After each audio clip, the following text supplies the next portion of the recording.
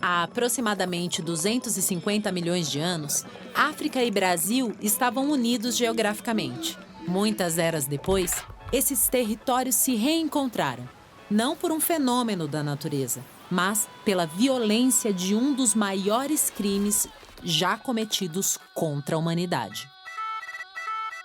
Coleção Antirracista, Episódio 2. Do navio negreiro à abolição. Todo brasileiro já ouviu falar do passado escravagista do país. O que talvez boa parte dos brasileiros não sabe é o porquê, como e quais foram as consequências da escravidão no Brasil. E para descobrir como isso aconteceu, precisamos voltar ao passado. Estamos na África. Entre os séculos 8 e 14, povos como Shona, Congo, Yorubá e Swahili, organizados em reinos e impérios, prosperavam e formavam sociedades complexas com conexões com o mundo árabe e a Ásia. Porém, muita coisa mudaria com a chegada dos europeus, interessados em negociar recursos naturais, especiarias e, principalmente, pessoas. Cidades ricas e centenárias são invadidas e destruídas, como foi o caso de Kilua, na Tanzânia, em 1505. Em outros locais, como no Reino do Congo, a coroa portuguesa estabeleceu relações comerciais. A expansão europeia, o comércio de pessoas, a colonização e o novo padrão de relação entre os grupos humanos, que a gente pode chamar de capitalismo, eles nascem todos ao mesmo tempo. E um alimenta o outro. E é nesse momento que alguém diz: então os africanos também escravizavam. Mas não é bem assim. O sistema de servidão africano era em grande parte espólio de guerra. E em certos territórios, os escravizados podiam até se casar, ter família e propriedades. Diferente da escravidão praticada pelo europeu, que era baseada na raça, imposição religiosa e na desumanização dos africanos e dos indígenas. O racismo, como ideologia e como prática, ele nasce da necessidade moral, ética dos europeus de justificar algo injustificável. Os portugueses, ávidos por explorar os recursos naturais do Brasil depois da chegada em 1500, escravizaram os povos originários. Já em 1530, é registrada a chegada do primeiro grupo de africanos trazidos da costa da Guiné em um navio negreiro. Em 1854, Mahoma Gardo Bakwaqa, ex-escravizado, narrou em sua biografia seus dias no navio negreiro.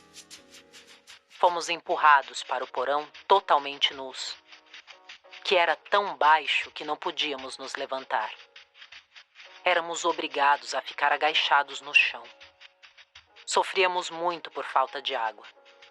Quando um de nós se rebelava, em seu corpo cortado se esfregava pimenta ou vinagre. Meu coração até hoje adoece ao pensar nisto.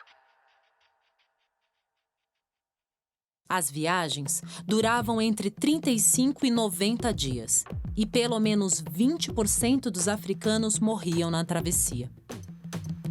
Ao chegar no Brasil, eram levados para o mercado de escravos, onde eram examinados como produtos e vendidos. Os escravizados trabalhavam entre 12 a 16 horas por dia. Em média, a vida de um adulto durava só 10 anos. De acordo com o historiador João José Reis, desde que pisaram neste lado do Atlântico como escravos, os africanos conspiraram contra os senhores. A resistência se dava de várias formas: fugas, revoltas e motins. Os africanos e seus descendentes que conseguiam fugir se organizavam em quilombos, assentamentos e centros de resistência onde se praticava a agricultura, as relações comerciais e a vida familiar, como já existiam na África Central. Entre os séculos 16 e 18, os quilombos cresceram como formigueiros. Além de Palmares, que empreendeu uma resistência por quase 100 anos, um dos principais quilombos desse período foi o do Piolho ou Quariterê, um quilombo afro-indígena que por 2 décadas teve como principal liderança Teresa de Benguela. Teresa coordenou um forte aparato de defesa e instaurou um parlamento para decidir em grupo as ações da comunidade. Os quilombos provocavam medo nas elites brancas, que temiam uma revolução dos quilombolas, escravizados e negros libertos. Em carta enviada ao rei de Portugal em 1718, o conde de Assumar, governador da capitania de São Paulo e Minas, afirmava: Se não lhes podemos tirar os pensamentos e os desejos naturais de liberdade, é urgente fazer uso de remédios violentos. Alguns dos remédios eram cortar o tendão de Aquiles dos escravizados para impedir as fugas e a pena de morte para os quilombolas. Ninguém nasce escravizado ou submetido, né? Para transformar alguém em alguém submetido, você tem que impor sofrimento àquela pessoa, àquele grupo de pessoas. E quando você vai impor o sofrimento, aquelas pessoas vão reagir.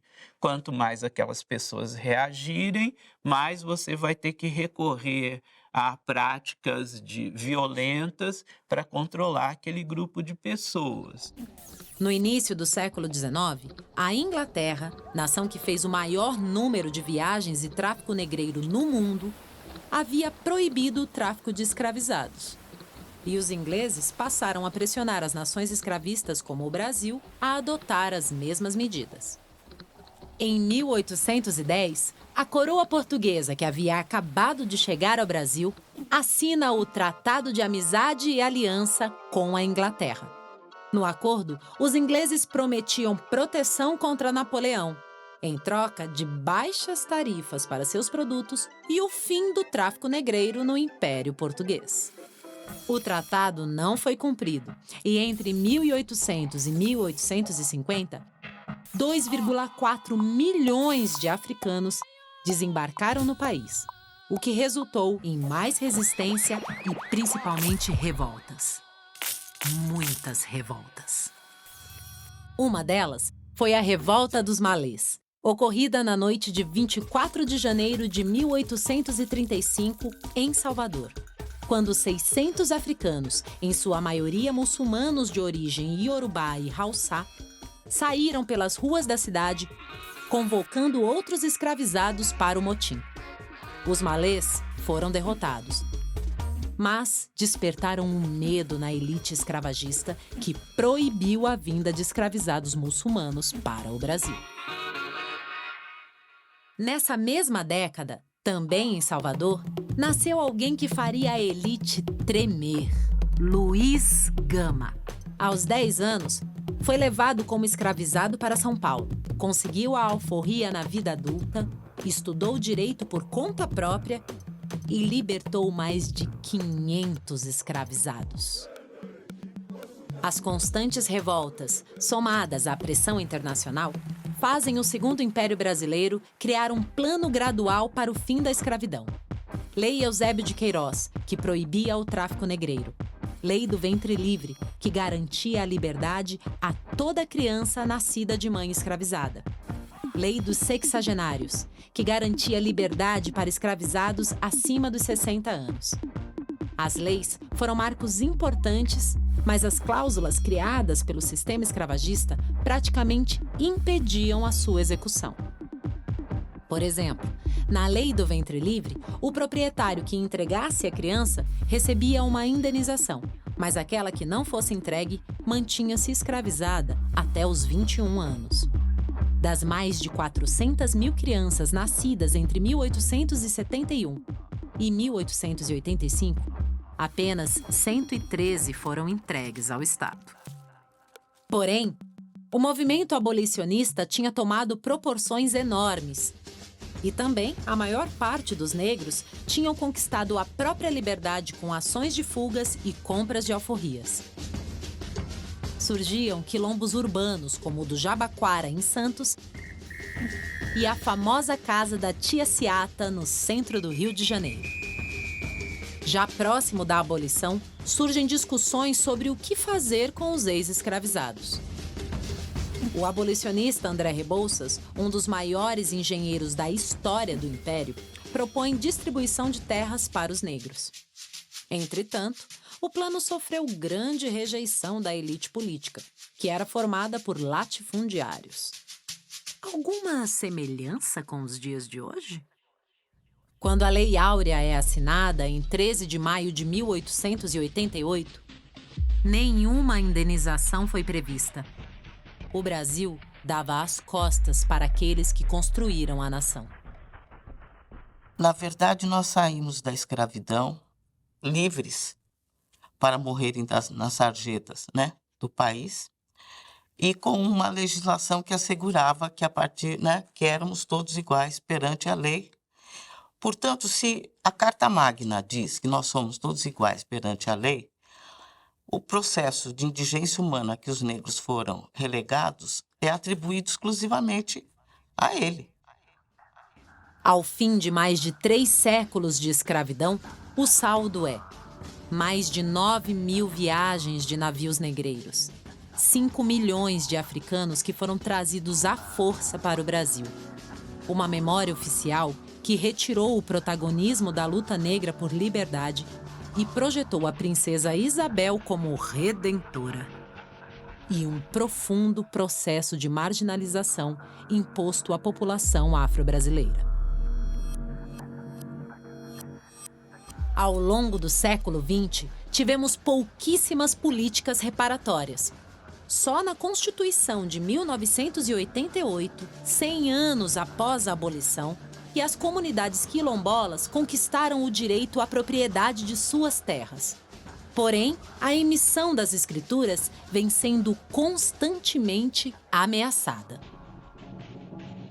Eu acho que para empreender um estudo crítico a respeito da história do negro e trazer ao mesmo tempo para o negro uma perspectiva do que foi sua história real, você tem que partir da história deles como grupo livre. Mas, basicamente, o quilombo é homens que procuram conscientemente organizar uma sociedade para si, onde ele possa viver de acordo com o seu passado histórico, africano ou brasileiro, com os seus hábitos, os seus costumes, a sua cultura, a sua forma de ser.